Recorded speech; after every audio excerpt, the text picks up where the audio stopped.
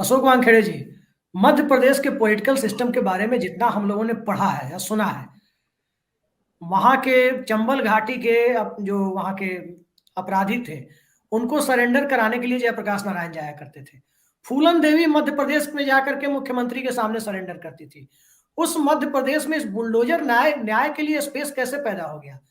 जनता अचानक से सीधे 180 डिग्री कैसे मूव कर गई है? जनता मुंह नहीं कर रही है। जब आप सत्ता में रहते हैं और सत्ता का नशा जब आपके पास हो जाता है और विपक्ष कमजोर पड़ जाता है, सही कहा शंभुनाथ जी ने कि आपको कहीं ना कहीं हमको ये आवाज उठानी होगी। इस बुलडोजर जब खरगोन में ये हो रहा था, तब मीडिया क्या कर रहा था? मीडिया को एक बहुत बड़ा पक्ष बन के उतरना चाहिए था। देखिए, नारायण राणे का घर भी इलीगल बना था, नक्शे पास नहीं हुए थे। क्या हुआ? नारायण राणे को नोटिस गया, बुलडोजर तो नहीं चला। नारायण राणे हाईकोर्ट तक गए। हाईकोर्ट ने कहा कि आप अपना घर ठीक करिए, ये नक्शे पास नहीं है, जो इलीगल है, जो गलत कंस्ट्रक्शन है उसको तोड़िए। नारायण राणे ने तोड़ा, तोड़ना पड़ा उनको। लेकिन ये तोड़ने का ऑप्शन भी जो गलती करता है उसको दिया जाता है। ये नहीं बोला जाता है कि नक्शा देखा, पास नहीं किया, तोड़ इसको ना। वो अधिकार भी नहीं है। गलत नक्शे से भी हो गया तो, सरकारी जमीन पे भी हो गया तो नोटिस जाते हैं। नोटिस के बीच का डिस्टेंस होता है। एक ही दिन में पहला सुबह 7 बजे एक लेटर, दूसरा तीसरा, और रात को शाम को 6 बजे रिमाइंडर, और 8 बजे बुलडोजर। ये नहीं होता, ये खाना पूर्ति नहीं होती। कानून का मायना खाना पूर्ति नहीं है। कानून का मतलब है एक प्रैक्टिकल, उसको न्याय मिलता नहीं मिलता, उसको आप इतना समय देते नहीं देते। तो ये कई चीजें रही। बात मामा जी की, प्रकाश जी ने कहा कि वो दिल्ली में सेटिंग करके आते हैं। प्रकाश जी, दिल्ली में सेटिंग करके वो क्या आते हैं, जब दिल्ली उनके पास आती है साल में एक बार, तो व्यवस्था करके चली जाती है और बाकी अब क्या बोले, सब सारा व्यवस्था हो जाता है। जो जैसा किराएदार आता है और एक बार मकान मालिक आता है साल में एक बार और किराया लेके जाता है, वैसे आते हैं और अगला अगला एक्सटेंशन दे के जाते हैं। और ऐसे एक्सटेंशन पे मामा काफी दिनों से भ्रष्टाचार में मध्य प्रदेश कहीं पीछे नहीं है। और आपने कहा चंबल की संस्कृति, चंबल में डकैतों में भी ऐसा न्याय नहीं होता था जैसा तुरंत किया जाता था। वहां पे भी पूछा जाता था, वहां पे भी परखा जाता था। ये तो डकैतों से, ये तो जब पॉकेट मार डकैत बन जाते हैं ना, तो ये छिछोरी हरकत करने लगते हैं। ये छिछोरी हरकत है। और सरेंडर करने के लिए यदि आज जयप्रकाश होते तो उनको चंबल जाने की जरूरत नहीं होती। वो सीधा भोपाल जाते तो भी कई डकैत बैठे हैं जहां उनको सरेंडर करवाना होता। आजकल डकैत तो राजधानी में बैठते हैं, जंगल में कहाँ होते हैं। आज तो उनको भी टुकड़े टुकड़े गैंग बता देते सब आज होते तो। हाँ बिल्कुल, आज तो मतलब आज जयप्रकाश नारायण भी टुकड़े टुकड़े गैंग के मेंबर होते हैं। कुल मिलाकर आज सबसे बड़ा हिंदुत्व का आइकॉन कौन, ये बताने का, या सबसे बड़ा बुलडोजर कौन, सबसे बड़ा न्यायप्रिय कौन, ये बताने का प्रयास किया जाता है।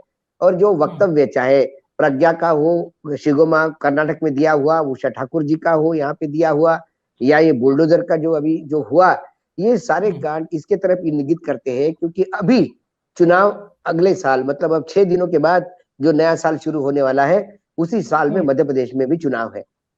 जब आपके पास परोसने के लिए कुछ नहीं है, समस्या जो कि तो है, आपके आंतरिक कलह बहुत है, आप जो उधार के सिंदूर पे सरकार जी रहे हो, जो ज्योतिरादित्य सिंधिया के साथ जो लोग आए, वो भी आज पूर्ण रूप से भाजपाई नहीं बन पाए, ना भाजपाई उनको एक्सेप्ट कर पाए। ये आपको जो डिवाइड है, ये जिले जिले, तहसील लेवल और ब्लॉक लेवल तक दिखेगी कार्यकर्ताओं के बीच में।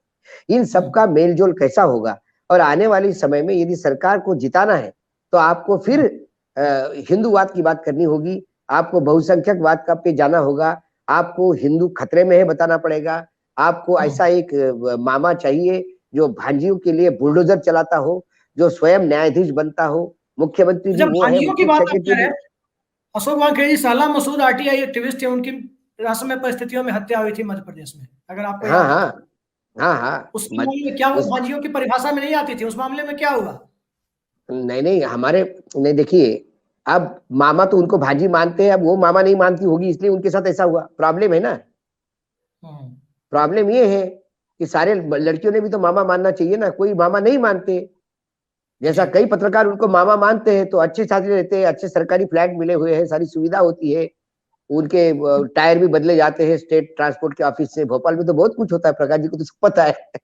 और शिरडी की यात्राएं भी होती है। और जो जी। उनको मामा नहीं मानते हमारे जैसे, प्रकाश जी के जैसे, वो हम चक्कर खाते रहते, इधर से उधर धक्के खाते रहते।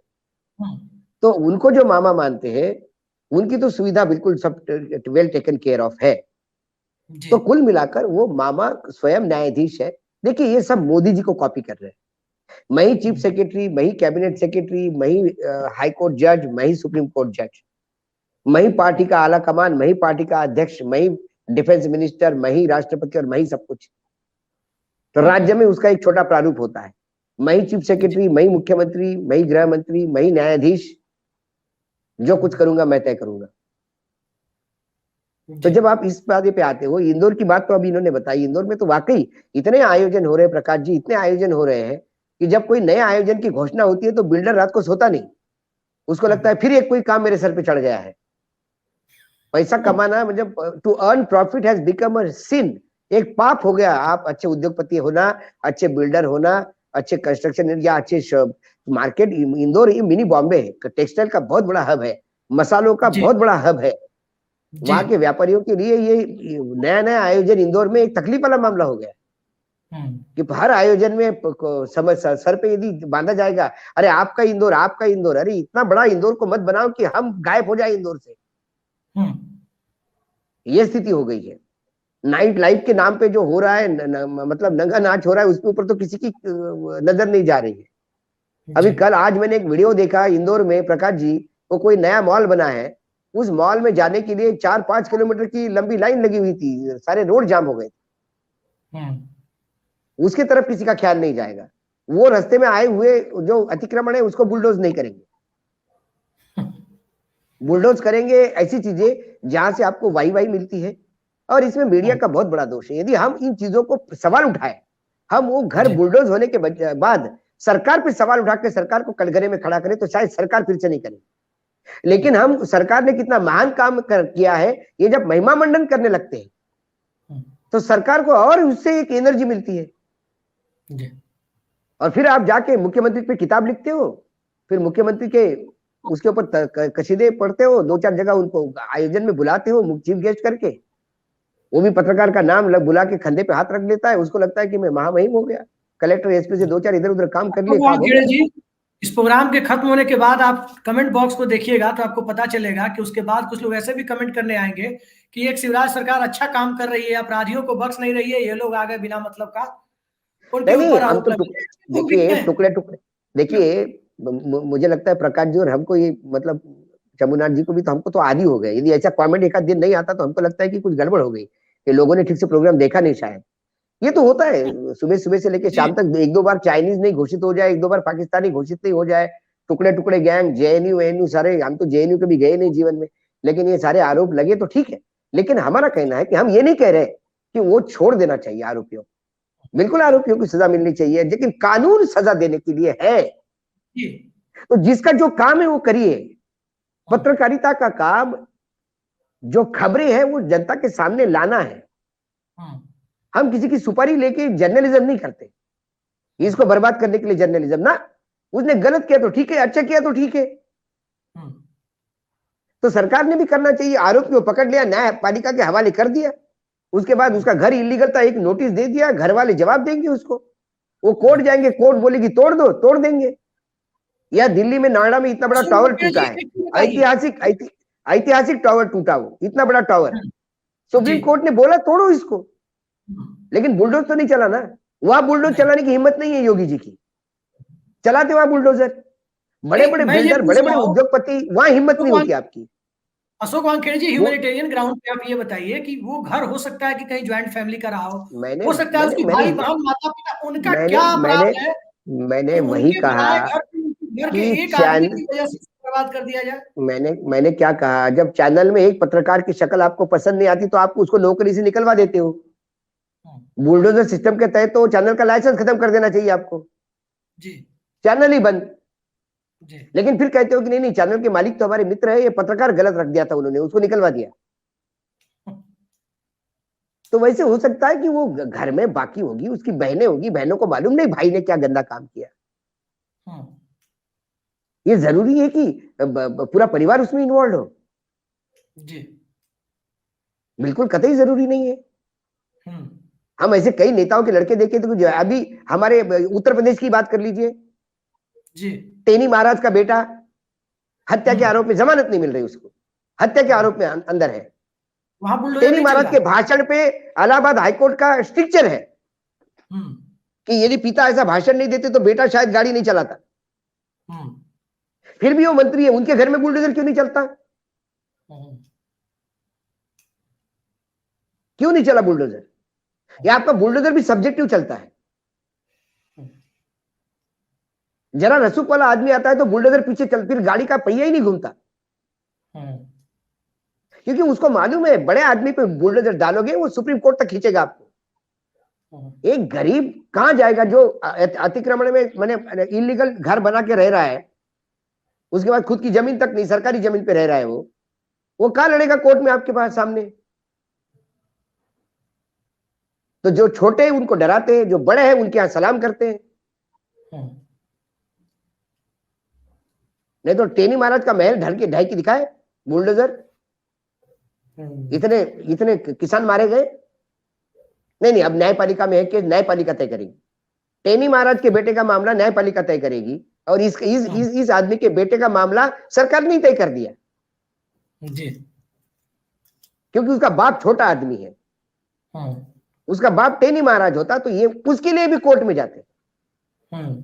डिफरेंस ये है, हमारी पीड़ा ये नहीं कि उस गुनहगार को सजा दी नहीं दी, सवाल ये नहीं है। सजा देने का एक फॉर्मेट है, एक न्यायपालिका है, उसका उल्लंघन आप कैसा कर सकते हैं?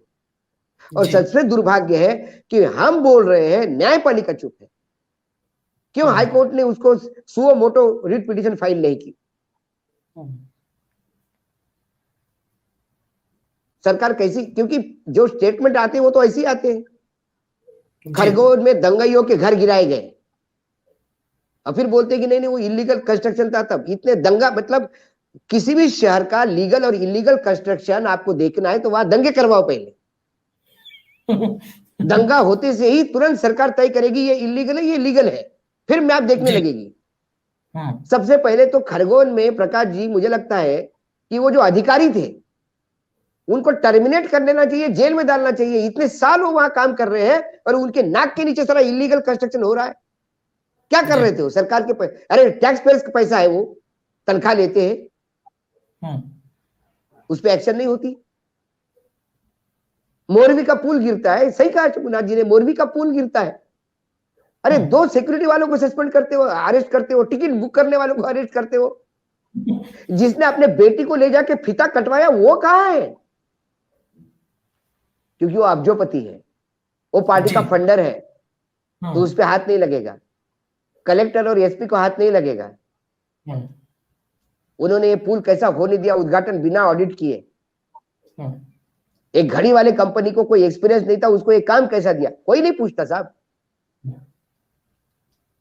सही कहा आपने कि पूरी व्यवस्था एक तरह यही सरकार का दोगलेपना दिखता है। जी।